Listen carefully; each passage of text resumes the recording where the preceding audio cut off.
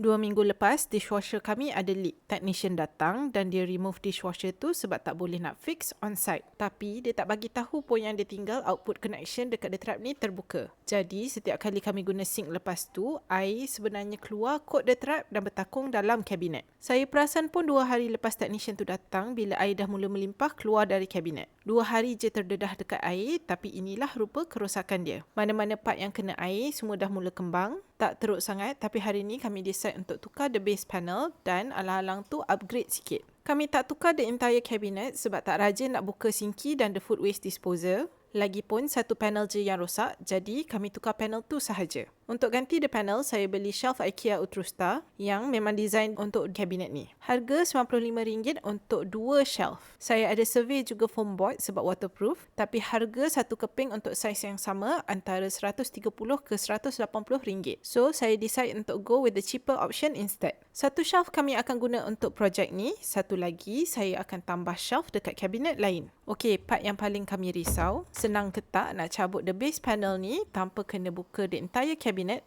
dan yang paling penting tak rosakkan kabinet yang sedia ada. Nasib baik kami dah banyak kali pasang IKEA method cabinet ni, jadi saya familiar sangat dengan the structure and the build. Sebelum kami remove the base panel ni, saya secure the sides of the cabinets kepada its neighbouring cabinets. Masa kami install the cabinets dulu, kami dah screw at least 2 on each side. Jadi hari ni saya tambah lagi satu je dekat belakang ni. Plan dia, mula-mula kami potong part tengah panel ni dulu. Since kiri kanan ada skru dan kaki kabinet yang lock the panel tu into place. Kami potong the panel guna circular saw dulu. Lepas tu kami guna an oscillating multi-tool untuk potong the rest of the way. Lepas dah potong semua, kami kena tarik panel tu keluar kuat-kuat. Sebab the backing is nailed into the panel. Lepas tu, kami unlock the mechanism dekat bawah ni. Nasib baik ada this mini screwdriver, the perfect tool for the job. Bila skru dah longgar, baru kami boleh buka kaki kabinet. Kaki method ni boleh adjust jadi pendekkan dan cabut. Lepas cabut, kami keluarkan the lag plate dari panel lama. Kalau tak cabut this lag plate, memang tak boleh nak tarik keluar panel ni nanti. Bila dah cabut the panel, kami pasang balik kaki bawah the cabinet. Untuk pasang panel baru, kami tak nak guna skru. Kali ni, kami nak letak atas shelf pin sahaja. Senang kalau nak buka atau tukar nanti. Dan untuk lubang saluran air untuk the dishwasher, saya tak nak buat lubang bulat macam dulu.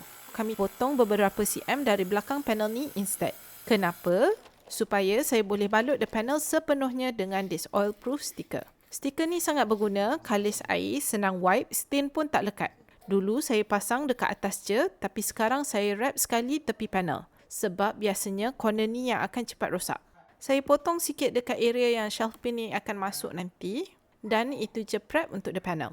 Tapi sebelum saya masukkan panel baru dekat dalam the cabinet, saya akan pasang dulu stiker dekat backing dalam cabinet ni juga. Sebab dulu bila air bertakung, backing ni pun akan serap air yang bertakung belah bawah the backing. Sebab tu juga saya decide untuk potong belakang panel ni. Sekarang kalau bocor pun air boleh terus turun ke lantai dari pergi ke the backing. Saya pastikan backing tu bersih dan kering, baru apply the sticker. Okey, sekarang boleh slide masuk panel baru.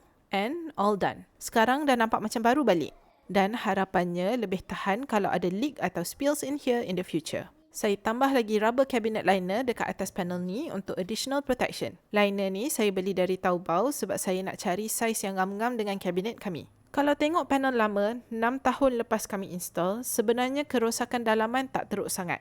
Even dekat area yang exposed all these years. Jadi, kalau korang nak kabinet IKEA tahan lama, buatlah some preventive measures macam ni, especially dekat kawasan exposed ke air, wap atau minyak. Seluruh proses hari ni ambil masa lebih kurang 3 jam, lama pun sebab nak kena rekod. Nak tukar panel baru ni sebenarnya senang je sebab kami guna shelf yang dah ready made. Total cost bawah RM100 termasuk the rubber liner.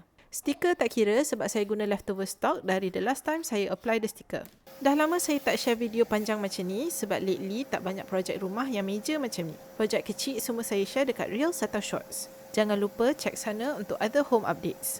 Saya share semua link dan info dekat caption juga kalau korang nak tahu lebih lanjut pasal barang-barang yang saya share dalam this video. In other home news, kami made the switch to solar bulan lepas. Tapi saya belum ready nak share the story sebab kami encountered an unexpected complication. Bila semua dah settle nanti, saya akan share here. Thanks for watching everyone. Till next time.